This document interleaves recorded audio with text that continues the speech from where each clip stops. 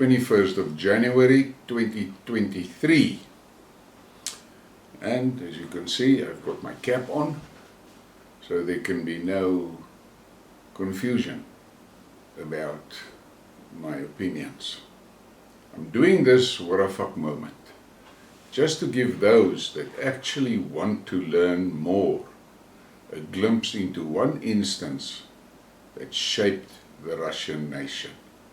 The West is fighting a proxy war with Russia. And in the past few weeks, they made no secret about it. They talk about it openly. Europe should have known better. It is clear they did not learn from World War II. Here are some of the main players. Annalena Baerbock.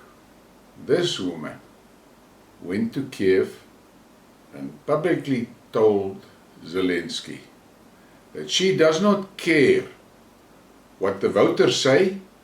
Germany will stand with Ukraine to the end. And then we've got that Joe Biden. One of his most famous utterances right in the beginning was that Putin must go. Putin must go. So they were after a regime change. And then Joseph Borrell. He is the guy that made that stupid statement that Europe is a garden and the rest of the world is a jungle. And then we come to Ursula von der Leyen, or as Alex calls her, Ursula von der Crazy, or the Pirate of Brussels.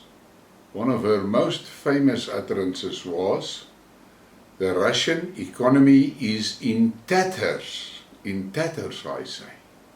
She took the lead on all the sanction packages, although it was primarily aimed at destroying the lives of ordinary Russians. Ordinary Russians, the Russian people. And then we get to Olaf Scholz. He is basically a weakling and allowed the US to drag Germany into this war against Russia. He also oversaw the destruction of the German economy. Under his watch, Germany was economically destroyed. And then we get that chick from Finland with a parent number 1 and a parent number 2, Sanna Marin. She cancelled the neutrality agreement with Russia and apply for membership of NATO. And at the most recent WEF meeting, she said Russia cannot be allowed to win. And then we get to Sunak. His country is in shambles. His people are suffering, his economy is in tatters. Actually, his economy is in tatters. He's got social problems, he's got immigrant problems, he's got major financial problems, and yet he sends billions to the Ukraine and committed a lot of military equipment to the Ukraine. In the meanwhile, his own military is in shambles. They can't even fill a soccer stadium, but they are looking for shit with Russia. And then we get to Liz Truss, and who will forget that evening on the TV show when the presenter asked her if she would push the button, and she eagerly indicated that she will push the button. And the presenter was stunned, and he said to her, "Did you understand what I'm asking you?" And she said, "Yes, bring me that button, I'll push it." Now those are some of the main players from the West. There is a few others, like Blinken, Stoltenberg, Macron, Merkel, Milley, Pelosi. All of them contributed to the debacle in the Ukraine. Today, the average Russian are fully aware of the fact that the West wants to kill them and destroy their motherland. That is in the minds of the ordinary Russians. Now let's look at some background. The first one is this instance today, on 19 January, 6 January according to the Julian calendar, the Orthodox Church celebrates the feast of the baptism of Jesus. Think about that. In your country, where you claim you're a Christian country, do you do things like this? If you do, good luck, good for you, but I doubt it. And look on that image.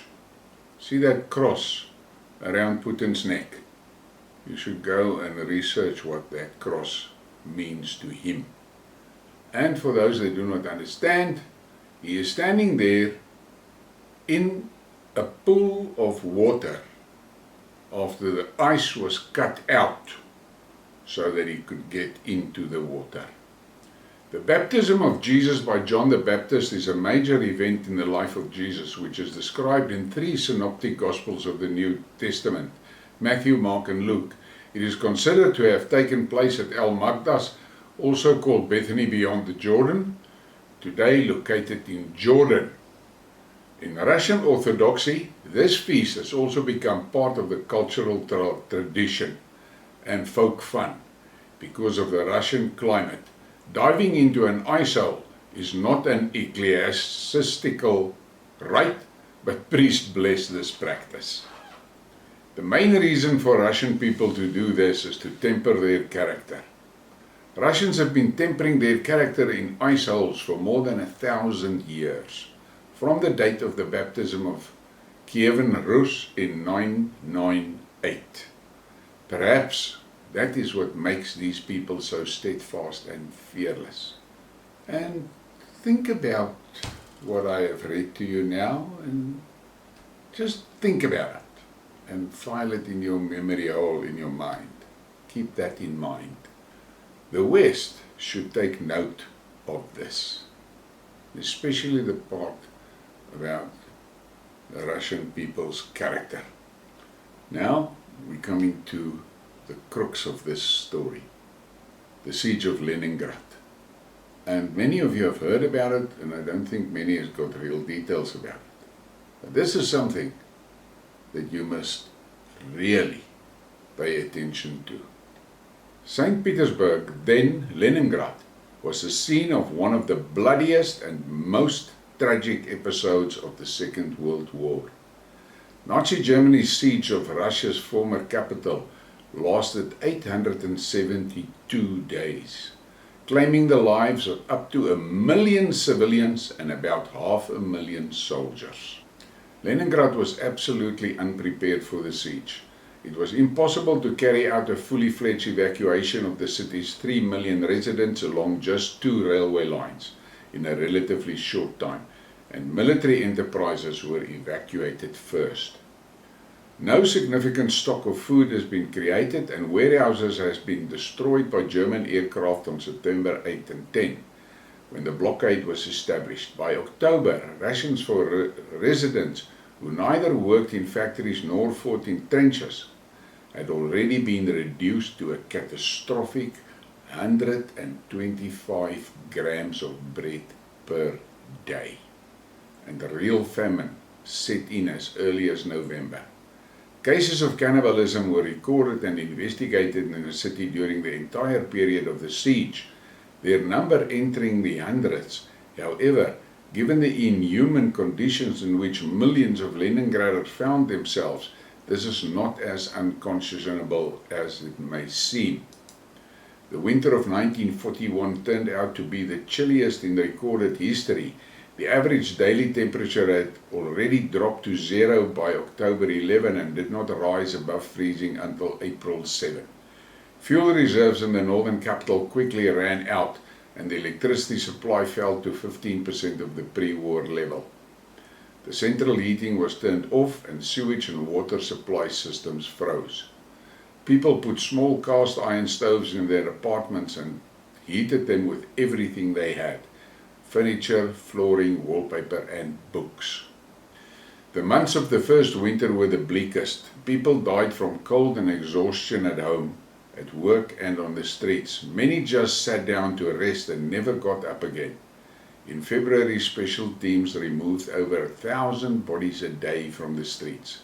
According to official statistics presented at the Nuremberg trials, bombing and shelling killed a total of 17,000 people, while the famine planned by the Germans, their commanders were forbidden to accept refugees from the city, along with the cold, took the lives of another 632,000 people. Meanwhile, 332,000 soldiers perished. Survivors of genocide. Imagine you wake up in the only warm room of a huge Leningrad apartment. All movement is difficult, your head is foggy due to hunger, you don't need to get dressed as you have slept in a padded jacket. You drink leftover water from a bucket taken from the well yesterday.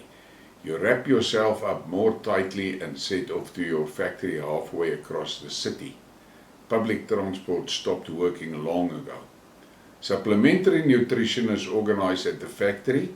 It gives you a chance to survive. In the hallway, a smell hits your nose. A corpse lies under the stairs for the third day. You don't want to look. On the way to work, you meet people hauling sleds laden with the bodies of their relatives. They weave their way between snowdrifts and stationary trolley buses so they can bury the dead. In October of 2022, the St. Petersburg City Court finally called a spade and recognized the siege as genocide. Just recently, the blockade of Leningrad was also recognized as an act of genocide. It was high time to do it. By organizing the blockade, the Nazis purposefully sought to destroy the Leningraders. Everyone, from children to the elderly. This is also confirmed, as I have already said, by their own documents, Vladimir Putin noted in November 2020. And here is the image. You can stop the video if you want to take a better look at it, and there you can see the full URL to a video that was made about this siege of Leningrad. I have a great respect for the Russians. That's quite obvious, and those that follow my channel should know that by now. I have to add that it was not like that 1 year ago. 1 year ago, my brain was still properly washed and programmed by the Western slogan of the Red Danger. Thank God my eyes opened. Maybe I should get a DNA test done. Maybe I have Slavic blood. What would that be? In any case, I hope you enjoyed this and that you've learned something. The big thing to learn from what I have told you now is that idea of the West, that they will destroy Russia and win in the Ukraine, they must flush that idea down the toilet. There is no way that Russia can afford to lose or will lose. The reality is that Russia has conventional weapons, not nuclear weapons, conventional weapons that can flatten Europe. It can flatten Europe. Will they do it? Well, keep on poking the bear and find out. Thank you for listening to me, and please give me a like and a subscribe and share the video. Thank you.